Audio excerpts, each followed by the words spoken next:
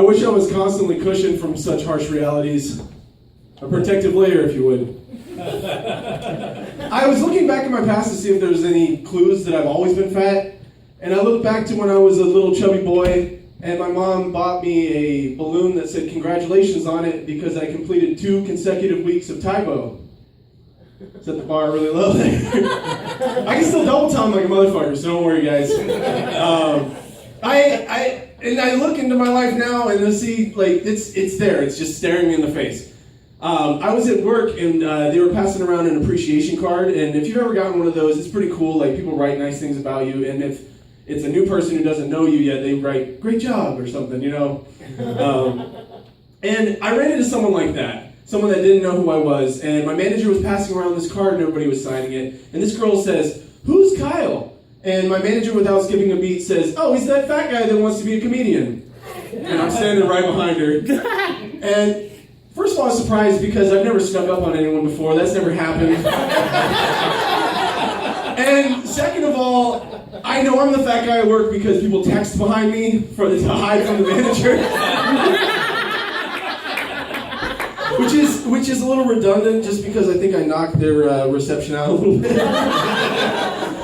I work at a very corporate burger joint. Let's call it Blue Buzzard for legal purposes. I'm pretty sure they have bottomless lawyers on retainer. I get high before I go into work because my managers don't give a shit about anything, which is great. But it also sucks because my managers don't give a shit about anything. I'll give you a good example. During our Christmas break, a hammer with a rubber mallet fell into our gluten-free fryer, and it melted. We didn't find out about it until January 2nd. So every time one of those people ordered gluten-free fries at a table, I'd go, hammer time? They would be extremely upset if they knew that I was revealing this information to a bunch of strangers. And I think that in the employee handbook, snitches get stitches is the policy. But I would say once we found out what was in the fryer, consumers get tumors is much more accurate. I think that all of us who voted for Bernie Sanders should go and follow him into the desert for 40 years. I've never been this disappointed. Like, I actually gave a shit. Like, they finally gave us a candidate we could give a shit about, and just went, nope. Just kidding. Now our choices are a racist and a closeted racist. What do I want to do here?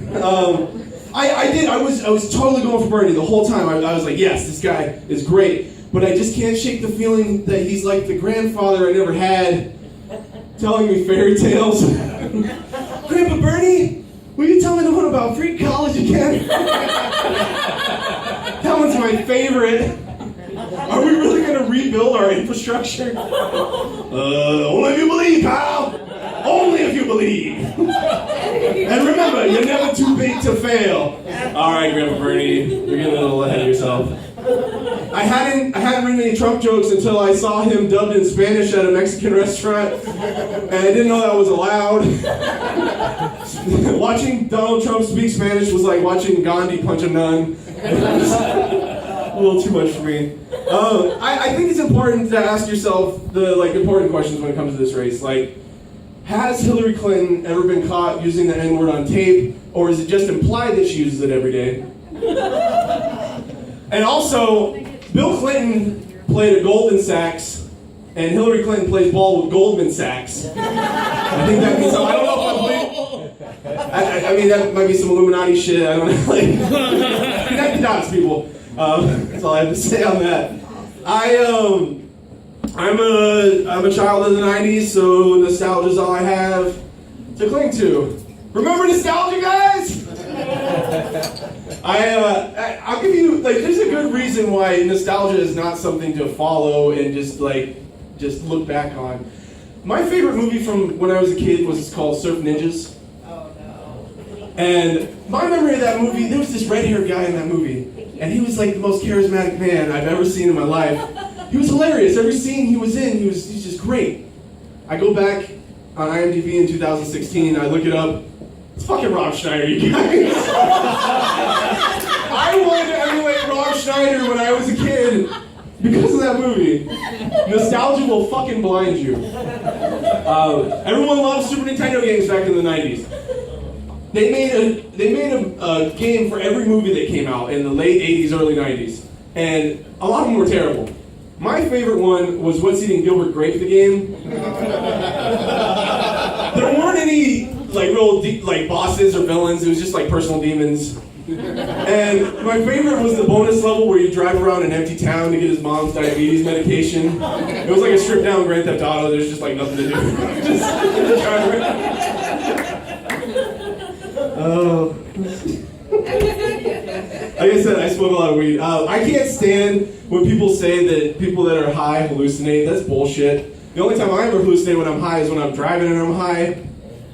And everyone in my rearview mirror has a fucking rack on the back of their car because they have to be kayak capable, you know, and they're gonna go on some imaginary adventure. But here's the thing, your rack looks like sirens to me and I'm high. And that's very irresponsible, you guys. I'm trying to drive high safely. And you're being fucking rude. I say go home right now and take those racks off your cars, because you're not gonna fucking kayak down the Willamette like you want to. It's not gonna happen. Now that weed is legal, I'm pretty excited because I think my dream scenario can finally happen. And my dream scenario is this. I'm gonna be sat down in an interview for my dream job. And the interviewer is gonna look at me and he goes, Kyle, your references check out and you've got a great attitude. But I gotta ask you a personal question, man. Your eyes are really red. Are you high or are you tired? And I'll say, I'm both! I'm hired! And then we'll high five. We'll high five and smoke a bowl in the back. Because that's what I voted for, ladies and gentlemen.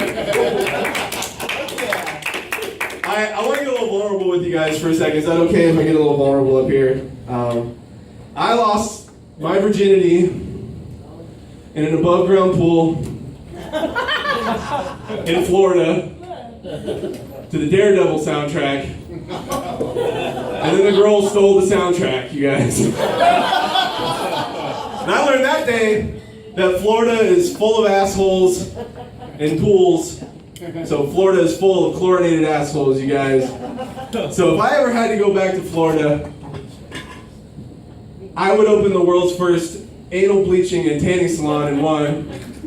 And I'd call it Bleach Butthole Beach Tanning Salon. That sounds like they've heard this before. And I'm gonna get the Zatarans guy. You guys remember Zatarans? He's gonna do a little nifty jingle for me. That's all I've written so far. I haven't done anything else with the business, but I've seen empires built on less. You guys want to hear my nifty little jingle and close out? Yeah! Alright, Zatarans guy, remember. Come on down to Bleach Butthole Town. We'll turn your brown pots white and your white pots brown. Alright, thank you very much, guys.